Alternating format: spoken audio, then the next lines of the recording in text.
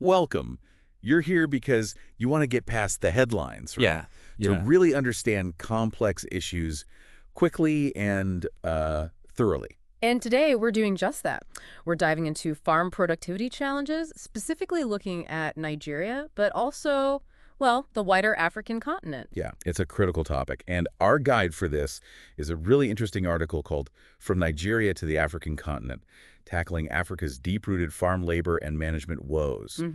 It really digs into why things aren't quite meeting potential. Exactly. We often talk about inputs, seeds, fertilizer, that sort of thing. For the technical stuff. Right.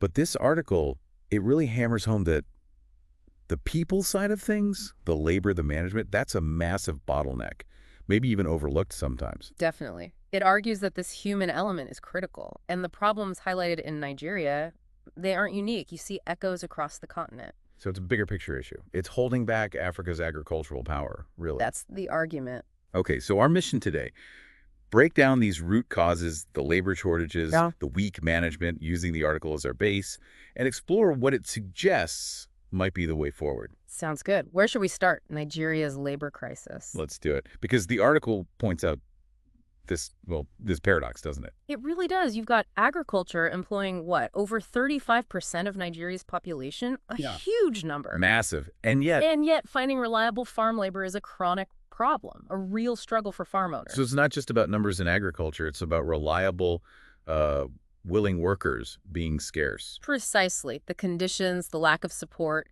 it pushes people away or makes the work unreliable. It seems so counterintuitive at first glance. Why is that? What does the article say? Well, it points to a few major things. First off, and this is a big one, insecurity. Ah, okay. In the farming areas themselves. Yeah. Things like the farmer-herder conflicts we hear about, bandit attacks, to just general instability in rural zones. That makes sense. I mean, even if you have good land, if people are afraid for their safety. Exactly. It just grinds everything to a halt. People won't risk working in those conditions. It fundamentally undermines the workforce availability. Right. A foundational problem, really. Definitely. And what else? The article mentions other factors too, right? It does.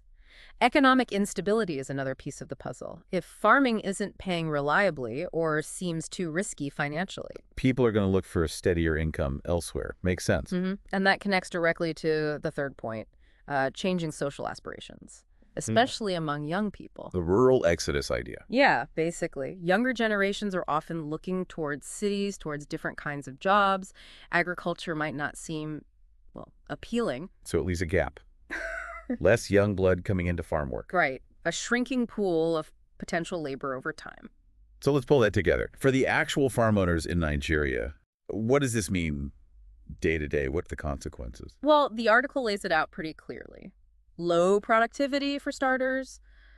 Just not enough people to get the work done efficiently. Then there's high turnover. The workers they do find often don't stay long, which makes planning, long-term strategy almost impossible. Constant disruption. Exactly.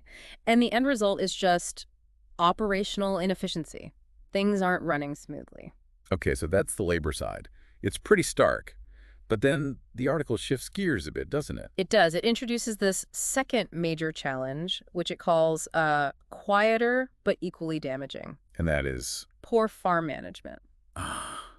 So beyond just finding workers, it's about how the farms are actually run. Precisely. The article's insight here is that having farming skills, like knowing how to grow crops, isn't enough on its own anymore. You need more to run it like a proper business. Yes, like a modern, efficient agribusiness. And the article suggests that many farm owners, well, they lack that specific managerial training. So even if they solve the labor shortage tomorrow, this management gap would still be a problem. That's the argument. You could have enough workers, but if the planning, the financial management, the strategic direction isn't there, the farm still won't reach its potential. Right. It's about things like budgeting, market analysis, maybe even just leading a team effectively, skills beyond just cultivation or animal husbandry. Okay, so we have these two big intertwined problems. Yeah.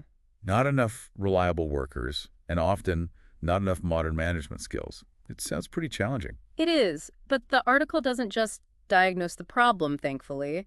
It does start pointing towards solutions. Good, because just identifying the issues isn't quite enough, is it? Action is needed. Definitely.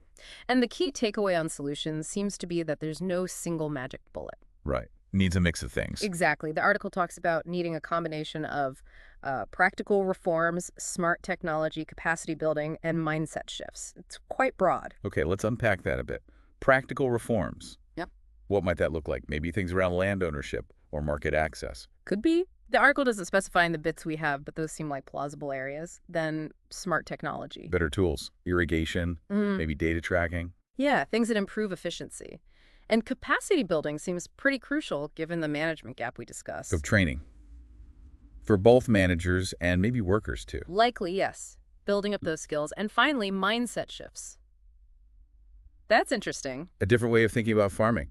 Maybe more as the business. Perhaps. Moving away from just subsistence towards more commercial, efficient operations. Again, the article frames it broadly, but it points towards a multi-pronged approach. So not just throwing seeds at the problem, but looking at the whole system, policy, tech, and people skills. That seems to be the core message. It needs a holistic strategy. And thinking bigger picture again, the article links this back to Africa's overall potential, right? It does. It reminds us, the continent has vast land, the population, the climate.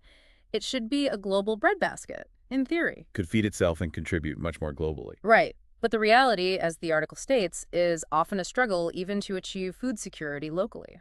And these labor and management issues are symptoms of that struggle, of deeper problems. That's how it's framed. Symptoms of deeper structural weaknesses that need a strategic long-term fix, not just quick patches. It's about the underlying systems needing an overhaul. So how does the article wrap things up? What's the final takeaway?